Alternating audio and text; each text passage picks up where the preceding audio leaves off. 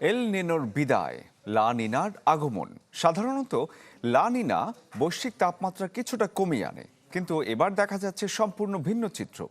ইউরোপীয় ইউনিয়নের জলবায়ু পর্যবেক্ষক সংস্থা কোপার্নিকাস বলছে 2025 সালের জানুয়ারি ছিল ইতিহাসের সবচেয়ে উষ্ণতম জানুয়ারি। শিল্প বিপ্লব পূর্ব সময়ের তুলনায় বৈশ্বিক গড় তাপমাত্রা ছিল 1.75 ডিগ্রি সেলসিয়াসেরও বেশি। নিজের ও পরিবারের নিরাপত্তায় সব সময়ই থাকুন আপোষহীন। নিরাপত্তায় আপোষ নয়া, ঘরে রাখুন আরএফএল ল্যাডার। প্রশান্ত মহাসাগরের বুকে শুরু হয় এল নিনো ও লা নিনার গল্প। একই জলবায়ু চক্রের দুই বিপরীত চরিত্র তারা। এল নিনোর সময় মধ্য পূর্ব প্রশান্ত মহাসাগরের পানি স্বাভাবিকের চেয়ে উষ্ণ হয়ে ওঠে, আর লা নিনা নিয়ে আসে শীতল পানি। এই সামান্য তাপমাত্রা পরিবর্তনই বদলে দিতে পারে বিশ্বের আবহাওয়ার চিত্র।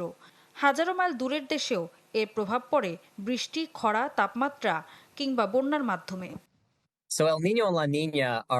এল নিনো বলতে বোঝায় যখন মধ্য ও পূর্ব প্রশান্ত মহাসাগরের জল স্বাভাবিকের চেয়ে উষ্ণতর থাকে, আর লা নিনা হলো এর ঠিক বিপরীত। বিজ্ঞানীরা বলছেন এল নিনো বা লা নিনা কোনো ঝড় নয়, কোনো ঘূর্ণিঝড়ও নয়, কিন্তু তারা আবহাওয়ার পাল্লাকে একদিকে ঝুঁকিয়ে দেয়। কোথাও অতিবৃষ্টি, কোথাও দীর্ঘস্থায়ী খরা, আবার কোথাও ভয়াবহ বন্যার ঝুঁকিও বাড়িয়ে তোলে। সবচেয়ে গুরুত্বপূর্ণ বিষয় হলো এই জলবায়ুগত পরিবর্তনের পূর্বাভাস কয়েক মাস আগেই পাওয়া যায়। 2024 সাল ছিল পৃথিবীর ইতিহাসে সবচেয়ে উষ্ণ বছর। সেই রেকর্ড গড়তে বড় ভূমিকা রেখেছিল এল নিনো। নতুন বছরে লা নিনা শুরু হলেও বৈশ্বিক উষ্ণতার গতি কমার কোনো স্পষ্ট লক্ষণ দেখা যাচ্ছে না।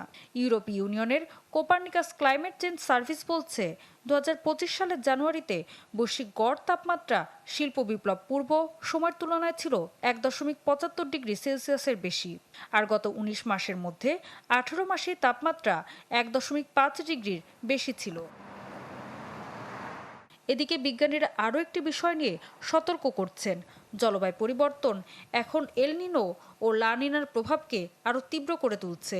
যেখানে বৃষ্টি হওয়ার কথা সেখানে আরও বেশি বৃষ্টি হচ্ছে, আর যেখানে খরার আশঙ্কা থাকে সেখানে পরিস্থিতি হয়ে উঠছে আরও ভয়াবহ। ঋতু সাহা, চ্যানেল 24।